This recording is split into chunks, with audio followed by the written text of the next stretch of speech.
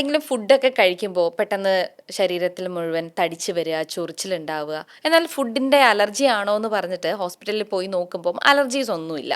അപ്പോൾ എന്തായിരിക്കും ഇതിന് കാരണം? ഇതെന്ന് പറയുന്നത് ഒരു ഹിസ്റ്റമിൻ ഇൻടോളറൻസ് എന്നാണ് പറയുന്നത്. അപ്പോൾ അത് എന്താണ്, എങ്ങനെ നമുക്കിതിനെ മാറ്റിയെടുക്കാം എന്നതിനെക്കുറിച്ചാണ് ഇന്ന് സംസാരിക്കുന്നത്. എന്നോടൊപ്പം ഉള്ളത് doctor Trishna, Samathvam integrated medicine. Doctor, welcome to the show. Thank you. It's a pleasure being here, Anisha. Thank you so much doctor. കാരണം എനിക്ക് എപ്പോഴും എന്താ പറയുക, എല്ലാത്തിനും ഒരു ആൻസർ കിട്ടുന്ന ഒരു ഇടം എന്ന് പറയുന്നത് ഡോക്ടറാണ് എപ്പോഴും. എനിക്ക് പ്രേക്ഷകരോടും പറയാനുള്ളത് അതാണ്. ഞാൻ എൻ്റെ പേഴ്സണൽ എക്സ്പീരിയൻസ് ആയിരുന്നാലും ഇപ്പം മറ്റുള്ളവർക്കൊരു ഹെൽപ്പ് ചെയ്യണം എന്ന് പറയുകയാണെന്നുണ്ടെങ്കിലും ഏത് ഡോക്ടർ ബെറ്റർ എന്ന് ചോദിക്കുമ്പോൾ ഫസ്റ്റ് ഞാൻ പറയുന്ന പേര് ഡോക്ടർ തൃഷ്ണ എന്നായിരിക്കും. Thank you. അതെനിക്കൊരു എന്താ പറയുക, ഒരു പേഴ്സണലി ആണോ എന്നറിയില്ല, പക്ഷേ സംസാരിക്കുമ്പോഴായിരുന്നാലും നമുക്ക് എപ്പോഴും ഒരു ക്ലിയർ എവിഡൻസ് കിട്ടുന്നത് ഡോക്ടറിൻ്റെ സൈഡിൽ നിന്ന് എന്ന് എനിക്ക് പലപ്പോഴും തോന്നിയിട്ടുണ്ട്. ഞാനത് ഇതിലൂടെ പറയണമെന്ന് എനിക്ക് തോന്നി, അതുകൊണ്ട് ഞാൻ പറഞ്ഞത്. അപ്പൊ ഇനിയും കുറച്ചുകൂടെ ക്ലിയർ ആക്കാൻ ഞാൻ നോക്കുന്നതാണ്, ശ്രമിക്കുന്നതാണ്. Okay, thank you doctor. അപ്പൊ ഞാൻ ഇന്ന് നമുക്ക് സംസാരിക്കാനുള്ളത് ഒരു ഹിസ്റ്റമിൻ ഇൻടോളറൻസിനെ കുറിച്ചാണ്. എന്ന് പറയുന്ന ഒരു അലർജി അല്ല, എന്നാൽ അലർജി പോലെ വരുന്ന ഒരു കണ്ടീഷൻ. അത് എങ്ങനെ നമുക്ക് മാറ്റിയെടുക്കാം? ഈ ഹിസ്റ്റമിൻ ഇൻടോളറൻസ് എന്ന് പറയുമ്പം, ഹിസ്റ്റമിൻ എന്ന് പറഞ്ഞിട്ടുണ്ടെങ്കിൽ ശരിക്കും പറഞ്ഞാൽ നമ്മുടെ ബോഡിയിലേക്ക് നമുക്ക് ചെറിയൊരു ത്രെറ്റനിങ് ആയിട്ടുള്ള വസ്തുക്കൾ എന്തെങ്കിലും ചെല്ലുമ്പം ബോഡിയുടെ WBC, നമ്മുടെ വൈറ്റ് ബ്ലഡ് സെൽസ് റിലീസ് ചെയ്യുന്ന ഒരു കെമിക്കലാണ്. അപ്പോൾ ഇതൊരു കെമിക്കൽ മെസ്സഞ്ചറാണ് ഇമ്മ്യൂണിറ്റീനെ അലേർട്ട് ആക്കാനായിട്ട്. പക്ഷേ സാധാരണ രീതിയിൽ നമുക്കൊരു ഹിസ്റ്റമിൻ റിലീസ് ആയി കഴിഞ്ഞാൽ പെട്ടെന്ന് അത് ക്ലിയർ ചെയ്ത് പോകണം. പക്ഷേ ഹിസ്റ്റമിൻ ഇൻടോളറൻസിൻ്റെ കേസിൽ ഒരുപാട് റിലീസ് ആവുന്നു, അത് അക്യുമുലേറ്റ് ആവുന്നു, ബോഡിക്ക് അത് റിമൂവ് ചെയ്യാൻ പറ്റുന്നില്ല. അപ്പോൾ അങ്ങനെയുള്ള അവസ്ഥയിലാണ് ഇപ്പോൾ അനിഷ നേരത്തെ പറഞ്ഞ കണക്ക് ഫുഡ് കഴിച്ചു കഴിഞ്ഞാൽ ഉടനെ പെട്ടെന്നൊരു വീർത്ത് കെട്ടുന്നത്, അല്ലെങ്കിൽ വല്ലാത്തൊരു അസ്വസ്ഥത. അപ്പം നമ്മൾ സാധാരണഗതിയിൽ ഇതൊരു ഫുഡ് അലർജിയാന്ന് വിചാരിക്കും അല്ലേ? കാരണം പക്ഷെ ഫുഡ് അലർജി വളരെ സ്പെസിഫിക് ആണ്. ആ ഒരു ഫുഡ് കഴിക്കുമ്പോൾ മാത്രമേ റിയാക്ഷൻ ഉണ്ടാവത്തുള്ളൂ. ഉദാഹരണത്തിന് ഇപ്പോൾ അനിഷയ്ക്ക് ഷെൽഫിഷിനോടാണ് അലർജി എങ്കിൽ അത് കഴിച്ചാൽ മാത്രമേ പ്രശ്നമുള്ളൂ. പക്ഷെ ഇതങ്ങനെയല്ല. ഇത് കോമൺ ആയിട്ട് നമ്മൾ കൺസ്യൂം ചെയ്യുന്ന ഒരുപാട് കാര്യങ്ങൾക്ക് നമുക്ക് ഈ സെയിം ഒരു ബുദ്ധിമുട്ട് അനുഭവപ്പെടും. അപ്പോൾ നമ്മൾ ഫുഡ് അലർജിയാന്ന് വിചാരിച്ച് ഷെൽഫിഷ് മാറ്റി വെച്ചാലും പിന്നെയും ഇങ്ങനെ ഒരു റിയാക്ഷൻ ഉണ്ടാകാം. അപ്പൊ എനിക്ക് ശരിക്കും അങ്ങനെ ഒരു വെരി ടഫ് കേസ് ഉണ്ടായിരുന്നു. അപ്പൊ അതും കൂടെ കൊണ്ടാണ് ഞാൻ വിചാരിച്ചേ ഇതൊരു നല്ല ടോപ്പിക്കാണ് നമുക്ക് ഡിസ്കസ് ചെയ്യാനായിട്ട്. അപ്പം ഈ ഹിസ്റ്റമിൻ റിലീസ് ആവുന്നതിന് കോമൺ ആയിട്ട് നമ്മൾ കഴിക്കുന്ന ഒരുപാട് ഫുഡ് ഇതിന് ഒരു കൾപ്രിറ്റാണ്. ഉദാഹരണത്തിന് തക്കാളി, നമ്മുടെ വഴുതനങ്ങ, അങ്ങനത്തെ സാധനങ്ങളെല്ലാം നമ്മുടെ ബോഡിയിൽ നിന്ന് ഹിസ്റ്റമിൻ ഭയങ്കരമായിട്ട് റിലീസ് ചെയ്യുന്ന സാധനങ്ങളാണ്. പിന്നെ നമ്മൾ സാധാരണ രീതി പറയുന്നത് ഫെർമെന്റഡ് ഫുഡ്സ്, പുളിപ്പിച്ച ഭക്ഷണം നമ്മുടെ ഗട്ട് ഹെൽത്തിന് നല്ലതെന്നല്ല എപ്പോഴും നമ്മൾ പറയാറ്. പക്ഷേ ഈ ഫെർമെന്റഡ് ഫുഡ്സും ഹിസ്റ്റമിൻ കൂടുതലായിട്ട് നമ്മുടെ ശരീരത്തിൽ റിലീസ് ചെയ്യും. ഡോക്ടർ, എനിക്കൊരു ഡൗട്ട് ഉണ്ട്, അത് എൻ്റെ പേഴ്സണൽ കാര്യമാണ്. ഇപ്പോൾ ചപ്പാത്തിയൊക്കെ കഴിക്കാം, പക്ഷെ എനിക്ക് പൂരി കഴിക്കാൻ പറ്റില്ല. എന്നാൽ ഫ്രൈഡ് ഞാൻ ചിക്കൻ കഴിക്കാറുണ്ട്, ഫ്രൈഡ് ഫിഷ് കഴിക്കാറുണ്ട്, ഈ പറഞ്ഞതുപോലെ നമ്മുടെ ഈ ഒരു ബ്രിഞ്ചാള് പൊരിച്ച് അതെല്ലാം കഴിക്കാം, അതിലൊക്കെ എണ്ണയുണ്ട്, ഒരു പ്രശ്നമില്ല. പക്ഷെ എനിക്ക് പൂരി കഴിക്കാൻ പറ്റില്ല. പൂരി കഴിച്ചു കഴിഞ്ഞാൽ വല്ലാത്തൊരു ക്ഷീണം പോലെയും പിന്നെ ആ എണ്ണ ഇങ്ങനെ തികട്ടി വരും പോലെ ഒരു ഫീൽ ഉണ്ട്. ഈ ഡീപ് ഫ്രൈഡ് ആയിട്ട് പൂരി കഴിക്കുന്നതിന്റെ ഒരു പ്രശ്നം എന്ന് പറഞ്ഞാൽ ശരിക്കും പറഞ്ഞത് ഹിസ്റ്റമിനായിട്ട് റിലേറ്റഡ് അല്ല. അതിന്റെ ഒരു കാര്യം എന്ന് വെച്ചാൽ ഒന്നാമത് ഗ്ലൂട്ടൻ ശരിക്കും സാധാരണ ഒരു ഗട്ട് ഇൻഫ്ലമേഷൻ ഉണ്ടാക്കുന്ന ഒരു കാര്യമാണ്. പക്ഷെ നമ്മൾ ഡീപ് ഫ്രൈയും കൂടെ ചെയ്യുമ്പോഴത്തേക്ക് അത് ഓക്സിഡേറ്റീവ് സ്ട്രെസ് ഉണ്ടാക്കുന്നു. അപ്പൊ അതുകൊണ്ടാണ് ഭയങ്കരമായിട്ട് റിയാക്ട് ചെയ്യുന്നത്. പക്ഷെ നമ്മൾ വേറെ എണ്ണയിൽ വറുത്ത സാധനങ്ങൾ കഴിക്കുമ്പോൾ ഈ ഗ്ലൂട്ടന്റെ പ്രസൻസ് ചിലപ്പോൾ അതിൽ കാണത്തില്ല. ഇപ്പൊ വഴുതനങ്ങയൊക്കെ പറഞ്ഞല്ലോ, അപ്പൊ അതിൽ ഗ്ലൂട്ടന്റെ പ്രസൻസ് ഇല്ല.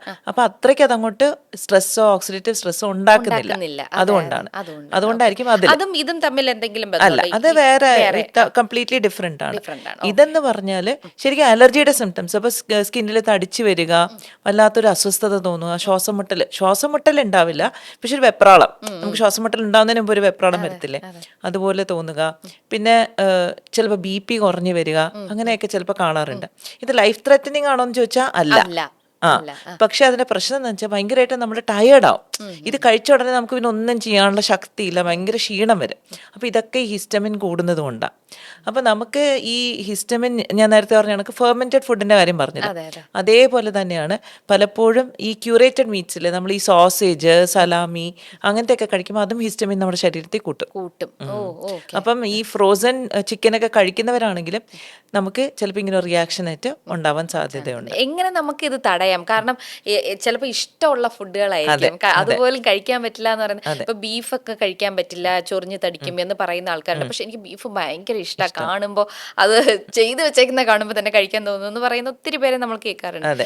അവർക്ക് ഇനി ബീഫ് കഴിക്കാൻ പറ്റുമോ, എങ്ങനെയാണ്? അത് കഴിക്കാൻ പറ്റും. കാരണം എന്താ, ഇത് യൂഷ്വലി നമുക്ക് ഹിസ്റ്റമിൻ ഇൻടോളറൻസ് വരുന്നത് ഡൈ അമീനോ ഓക്സിഡേസ് എന്ന് പറഞ്ഞൊരു എൻസൈം കുറവായതുകൊണ്ടാണ്. രണ്ട് രീതിയിൽ ഇത് കുറയാം. ഒന്ന്, നമ്മൾ ഓവറായിട്ട് ഹിസ്റ്റമിൻ റിലീസ് ചെയ്യുന്ന ഫുഡ് കഴിക്കുന്നു. അപ്പോൾ നമുക്ക് പാവം ഈ എൻസൈം ജോലി ചെയ്ത് തളർന്നു. അപ്പോൾ ഹിസ്റ്റമിൻ കുറയ്ക്കുക ഫുഡിൽ, അത് നമുക്കൊന്ന് ചെയ്യാം. അത് പക്ഷേ ടെമ്പററി ഫേസിൽ, കാരണം നമുക്കിതൊന്ന് റിക്കവർ ആവുന്നവരെ. സെക്കൻഡ് നമുക്ക് ചെയ്യാൻ പറ്റുന്നതെന്ന് വെച്ചാൽ ഡയമീൻ ഓക്സൈഡ് അടങ്ങിയ കുറച്ച് ഫുഡുണ്ട്. അത് ശരിക്കും പറഞ്ഞാൽ ഏറ്റവും നല്ലത് ലിവറും കിഡ്നിയാണ്. ഓർഗൻ മീറ്റാണ് അതിന് നല്ലത്. പക്ഷേ ഇപ്പം നമ്മളൊരു ബീഫിൻ്റെ ഒക്കെ ആണെങ്കിൽ നേരത്തെ അനിഷ പറഞ്ഞ കണക്ക് ഗ്രാസ് ഫെഡ് ആയിരിക്കണം. അതായത് കാലിത്തീറ്റ കൊടുക്കുന്നതല്ല, നാച്ചുറലായിട്ട് ഗ്രേസ് ചെയ്ത് കഴിക്കുന്ന കാറ്റലിൻ്റെ ലിവറും കിഡ്നിയും ഒക്കെ എടുക്കുവാണെങ്കിൽ അതിനകത്ത് ഈ എൻസൈം ഉണ്ട്. അപ്പൊ നമുക്ക് ഇതിന് ഹെൽപ്പ് ചെയ്യും. പക്ഷെ ഇന്ന് ശരിക്കും പാടാണ് അല്ലേ അതൊക്കെ ഇപ്പൊ സോഴ്സ് ചെയ്യാനായിട്ട്. പിന്നെ മൂന്നാമത്തെ കാര്യം നമുക്ക് ചെയ്യാൻ പറ്റുന്നതെന്ന് വെച്ചാൽ ചിലപ്പോൾ സപ്ലിമെന്റ് ചെയ്യേണ്ടി വരും ചില കേസസിൽ. പക്ഷെ എങ്കിലും അതിലെല്ലാത്തിലും നമ്മൾ ശ്രദ്ധിക്കേണ്ട ഒരു കാര്യം എന്താ വെച്ചാൽ ഇതെല്ലാം തുടങ്ങുന്നത് നമ്മുടെ ഇൻറ്റസ്റ്റൈനൽ സെൽസ് ചെയ്യുന്ന. കാരണം ഈ ഓക്സിഡേസ് എന്ന് പറയുന്ന എൻസൈം സെക്രീറ്റ് ചെയ്യുന്ന ഇൻറ്റസ്റ്റൈനിലുള്ള സെൽസ് ആണ്. അപ്പോൾ ഈ കോശങ്ങളെ ഹെൽത്തി ആക്കി നിർത്തുക എന്നുള്ളത് പ്രധാനപ്പെട്ട ഒരു കാര്യമാണ് അതിൽ. അപ്പോൾ അവിടെയാണ് നമുക്ക് പലപ്പോഴും ഗട്ട് ഡിസ്ബയോസിസ്, അതായത് നല്ല ബാക്ടീരിയയുടെ അഭാവം പലപ്പോഴും ഇതിന് കോൺട്രിബ്യൂട്ടിംഗ് ഫാക്ടറായിട്ട് വരുന്നത്. അപ്പം സ്വാഭാവികമായിട്ട് ജനറൽ ഹെൽത്ത് നമ്മൾ മെയിൻറ്റെയിൻ ചെയ്യുന്നതിൻ്റെ കൂട്ടത്തിൽ നമ്മൾ കുറച്ച് പ്രോബയോട്ടിക്സും അങ്ങനത്തെ ഫുഡ് നമ്മൾ കഴിക്കണം. പക്ഷേ ഹിസ്റ്റമിൻ ഇൻടോളറൻസ് ഉള്ളവർ ഈ ഫോർമെൻറ്റഡ് ഫുഡ്, അതായത് പുളിപ്പിച്ച തൈര്, മോര് അല്ലെങ്കിൽ പുളിയുള്ള ഭക്ഷണങ്ങൾ കഴിച്ചു കഴിഞ്ഞാൽ അത് കൂടും. അപ്പോൾ ഇതുള്ള സമയത്ത് നമ്മൾ കഴിക്കാൻ പാടില്ല. പക്ഷെ ഒരു പ്രിവെൻറ്റീവ് ആസ്പെക്റ്റ് ആയിട്ട് നമുക്ക് കഴിക്കാം ഫോർമെൻറ്റഡ് ഫുഡ്സ്. പിന്നെ നമ്മൾ പലപ്പോഴും പറയുന്നത്, പ്രത്യേകിച്ച് സ്ത്രീകളുടെ നമ്മൾ പറയുന്നത് ചീര ഒരുപാട് കഴിക്കണം, ചീര ഭയങ്കര നല്ലതാണ്. പക്ഷേ പാലക് ചീരയിലും ഹിസ്റ്റമിൻ ഒരുപാട് അടങ്ങിയിരിക്കുന്നുണ്ട്. അപ്പോൾ അങ്ങനെയുള്ളവർക്ക് ഈ പാലക് ചീര കഴിച്ചു കഴിഞ്ഞിട്ടുണ്ടെങ്കിൽ ഒരു പ്രശ്നം വരും. പക്ഷെ അതിന് പകരമായിട്ട് നമുക്ക് മുരിങ്ങയിലയോ അങ്ങനത്തെ എന്തെങ്കിലും സോഴ്സസ് നമുക്ക് എടുക്കാനായിട്ട് സാധിക്കും. പിന്നെ ഹിസ്റ്റമിൻ ഇൻടോളറൻസിന് വേറെ ഇമ്പോർട്ടൻറ്റ് കാര്യം എന്താണെന്ന് വെച്ചാൽ പലപ്പോഴും നമുക്ക് ഈ ലീക്കി ഗട്ട് ഉണ്ടെങ്കിൽ ഹിസ്റ്റമിൻ ഈ എൻസൈം പ്രൊഡക്ഷൻ കുറയും. അപ്പോൾ ലീക്കി ഗട്ട് നമ്മൾ ഫിക്സ് ചെയ്യണം. അപ്പോൾ അതിന് L-ഗ്ലൂട്ടാമിൻ എന്ന് പറയുന്നൊരു സപ്ലിമെൻറ്റ് ഭയങ്കര യൂസ്ഫുള്ളാണ്. അപ്പോൾ ചിലപ്പോൾ നമുക്ക് ഈ ഡയമീൻ ഓക്സിഡേസ് എന്നുള്ള സപ്ലിമെൻറ്റ് ഡയറക്റ്റായിട്ട് എടുക്കേണ്ടി വരും ഒത്തിരി സിവിയർ കേസസിൽ.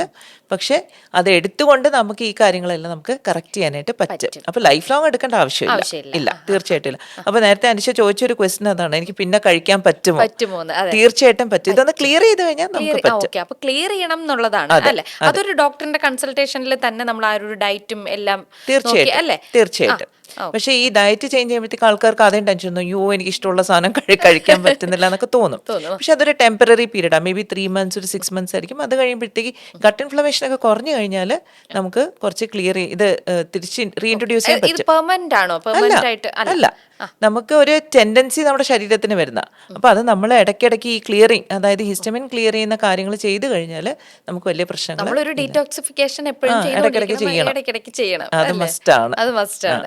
അതായത് ഇങ്ങനെ പ്രശ്നമുള്ള ആൾക്കാർ. അപ്പൊ ഈ ഒരു ഹിസ്റ്റമിൻ ഇൻടോളറൻസ് വരുന്ന ഒരു ഏജ് എന്ന് പറയുന്നത്, അങ്ങനെ ഏജ് ഡിഫറൻസ് അങ്ങനെ എന്തെങ്കിലും സ്പെസിഫിക് ആയിട്ടൊരു അങ്ങനെ ഏജ് പറയുന്നില്ല. പക്ഷെ പൊതുവേ നമ്മൾ ഇങ്ങനത്തെ ഒരു സിറ്റുവേഷൻ ഒക്കെ കാണുന്ന ഒരു അഡൽട്ട്ഹുഡിലാണ്. കാരണം കുട്ടിക്കാലത്തെ ആകുമ്പോൾ നമ്മുടെ ഇമ്മ്യൂൺ സെൽസ് കുറച്ചുകൂടെ നന്നായിട്ട് പ്രവർത്തിക്കുന്നു, വലിയ പ്രശ്നങ്ങളില്ല, നമുക്ക് ടോക്സിക് ഓവർലോഡും ഇല്ലല്ലോ. നമ്മളൊരു ജോലിയൊക്കെ കിട്ടി സെഡൻറ്ററി ലൈഫ് സ്റ്റൈലിൽ പോകുമ്പോഴത്തേക്കാണ് പലപ്പോഴും ഇങ്ങനത്തെ ഒരു ഇംബാലൻസ് ശരീരത്തിൽ കാണിക്കുന്നത്. പിന്നെ അതിന് വേറെ പ്രധാനപ്പെട്ട ഒരു കാരണം സ്ട്രെസ് അല്ലേ. നമ്മൾ കുട്ടിക്കാലത്ത് നമുക്ക് എന്താ സ്ട്രെസ്, വലിയ സ്ട്രെസ് ഇല്ലല്ലോ അല്ലേ. നമ്മൾ ജോലിയൊക്കെ ചെയ്ത് തുടങ്ങി നമ്മുടെ ഫാമിലിയൊക്കെ ആകുമ്പോഴത്തേക്കല്ലേ പലതരത്തിലുള്ള സ്ട്രെസ് നമുക്ക് വരുന്നത്. അപ്പം ക്രോണിക് സ്ട്രെസ് നമ്മുടെ ഈ WBCനെ ഫങ്ഷൻ ഡീറേഞ്ച് ചെയ്യും. അതായത് സ്ട്രെസ് എന്ന് പറയുന്ന ബോഡിക്ക് ഒരു ത്രെറ്റ് അല്ലേ.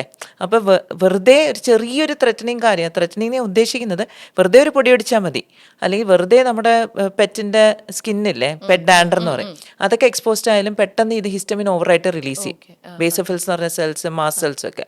അപ്പോൾ നമ്മൾ ചെയ്യേണ്ടതെന്ന് വെച്ചാൽ സ്ട്രെസ് നമ്മൾ മാനേജ് ചെയ്യണം. അത് വേറൊരു ഇമ്പോർട്ടൻറ്റ് ഫാക്ടറാണ് ഇതിൽ. അപ്പം ഈ ഒരു ഹിസ്റ്റമിൻ ഇൻടോളറൻസ് വരുന്നത് നമുക്ക് ബ്ലഡ് ടെസ്റ്റിലൂടെ തന്നെയല്ലേ കണ്ടുപിടിക്കാൻ പറ്റുന്നത്? ബ്ലഡ് ടെസ്റ്റിനെക്കാട്ടിലും കുറേ കൂടെ ക്ലിനിക്കലാണ് നമുക്ക് കണ്ടുപിടിക്കാൻ പറ്റുന്നത്. ബ്ലഡ് ടെസ്റ്റിൽ നമുക്ക് ലിമിറ്റഡ് ആയിട്ട് മറ്റു കാര്യങ്ങൾ റൂൾ ഔട്ട് ചെയ്യാൻ പറ്റും. ഇപ്പോൾ നമുക്ക് ഡൈജഷൻ പ്രശ്നങ്ങളുണ്ടോ, ലീക്കി ഗട്ട് ഉണ്ടോ, അല്ലെങ്കിൽ നമുക്ക് അലർജി, സ്പെസിഫിക് ഫുഡ് അലർജീസ് ഉണ്ടോ എന്നൊക്കെ ഉള്ളത് അതിൽ ചെക്ക് ചെയ്യാൻ പറ്റും. അതൊക്കെ റൂൾ ഔട്ട് ചെയ്ത് കഴിഞ്ഞാൽ കുറേ കൂടെ ക്ലിനിക്കലായിട്ടുള്ള ഒരു ഡയഗ്നോസിസ് ആണ് ഹിസ്റ്റമിൻ ഇൻടോളറൻസിന് വരുന്നത്. പിന്നെ ഈ DAO എന്ന് പറഞ്ഞാൽ അത് ചെക്ക് ചെയ്ത് നോക്കാൻ പറ്റും, അത് ഡെഫിഷ്യൻസി ഉണ്ടോ എന്ന് നമുക്ക് അറിയാനായിട്ട് സാധിക്കും. ഓക്കെ, അപ്പോൾ അലർജിക്കായിട്ട് വിചാരിച്ചിരിക്കുന്ന കാര്യങ്ങൾ അലർജിക്ക് അല്ല, നമുക്കത് ബ്ലഡ് ടെസ്റ്റിലൂടെ അല്ലെങ്കിൽ മറ്റ് ക്ലിനിക്കൽ ടെസ്റ്റിലൂടെ ഒക്കെ മാറ്റാൻ സാധിക്കും അല്ലേ? ഈ ഹിസ്റ്റമിൻ ഇൻടോളറൻസ് ഉള്ള ആൾക്കാർക്ക് വച്ചോണ്ടിരിക്കരുത്, എത്രയും പെട്ടെന്ന് ഒരു ഡീറ്റോക്സിഫിക്കേഷൻ പോയിട്ട് ഏതെങ്കിലും ഒരു ഡോക്ടറിനെ കണ്ട് ചെയ്യുക, അല്ലെങ്കിൽ നമ്മുടെ തൃഷ്ണ ഡോക്ടർ ഇവിടെ റെഡിയാണ്, വന്ന് കാണുക, വിളിക്കുക, അല്ലെങ്കിൽ അല്ലേ?